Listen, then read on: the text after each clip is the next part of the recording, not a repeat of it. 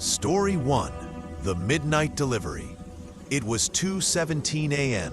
when Jacob's phone buzzed. "Your DoorDash order is arriving now," the notification said. The only problem? Jacob hadn't ordered anything. He peeked through his blinds. A white car idled across the street.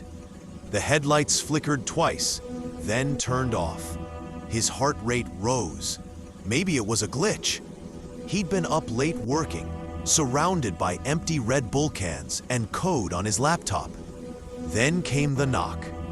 3 slow knocks. He froze. "Who's there?"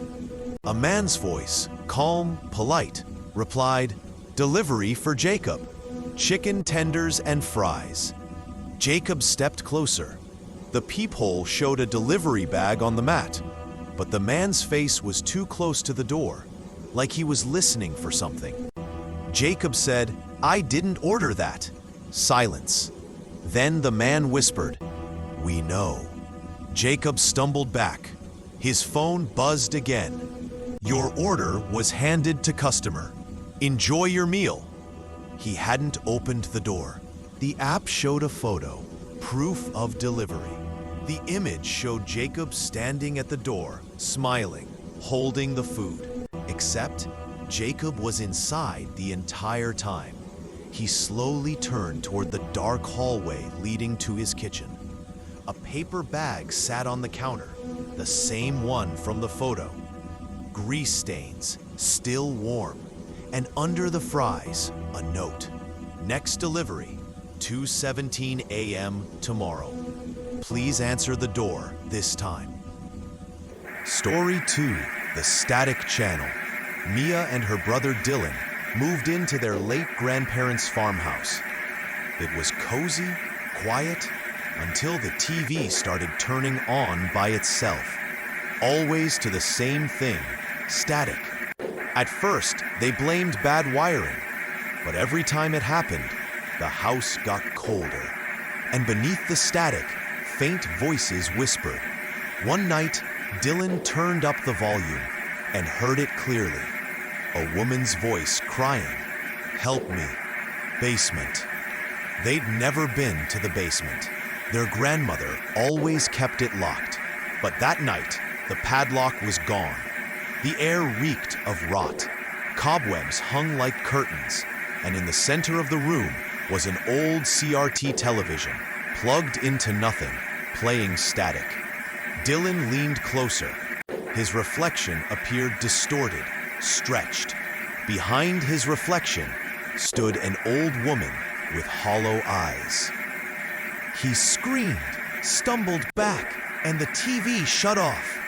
The screen went black. The next morning, Mia found Dylan gone. His phone, wallet, everything left behind. The only thing new in the basement was a second reflection in the TV. Mia's staring back from inside the glass. Story 3. The Campfire at Red Creek. Red Creek was one of those old summer camps that had shut down decades ago. Locals said kids went missing there in the 80s. 4 college friends, Luke, Sarah, Devin, and Chloe, thought it'd be fun to spend the weekend camping there. They reached the clearing at dusk and lit a fire. The woods were silent, too silent.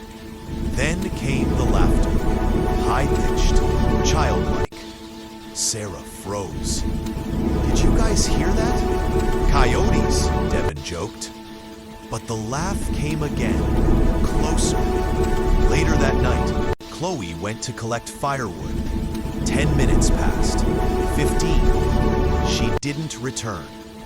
Luke grabbed a flashlight and followed her trail. He found her backpack, hanging from a tree branch, neatly tied like a trophy. Beneath it, small barefoot prints led into the dark. When he turned back toward camp, the fire was gone, only ashes, and standing around it were 3 silhouettes, children holding hands, faces hidden by ash. He ran, but the woods didn't end. No matter how far he went, the same clearing appeared, the same ashes, the same children. At dawn, only one tent remained. Inside, the police later found Luke's phone recording. The last minute captured whispers.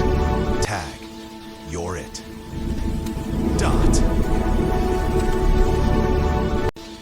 Story 4. Room 217.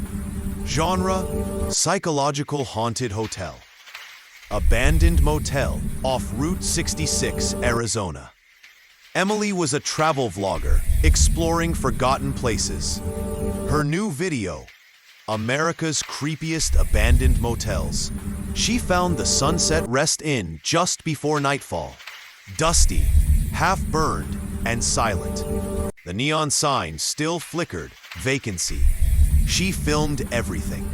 Room after room, peeling wallpaper, broken TVs, old guest books. Then, in room 217, she found something odd. The bed perfectly made, a fresh bar of soap, and a note on the pillow. Welcome back, Emily. Her camera's red light blinked.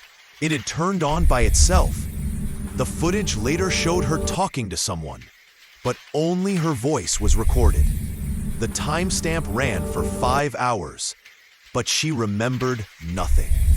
When the police found her car the next morning, the motel was gone, replaced by desert sand.